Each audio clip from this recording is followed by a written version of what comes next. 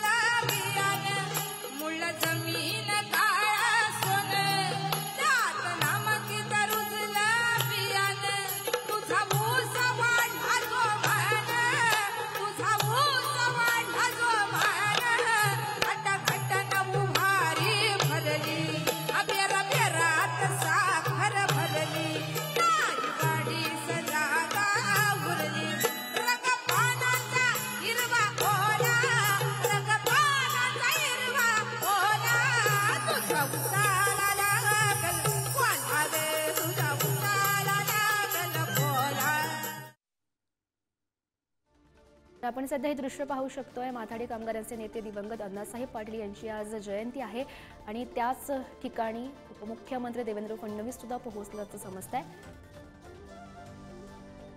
त्यांनी दिवंगत अण्णासाहेब पाटील यांच्या फोटोला पुष्पगुच्छ अर्पण करत अभिवादन सुद्धा केल्याचं पाहायला मिळालं।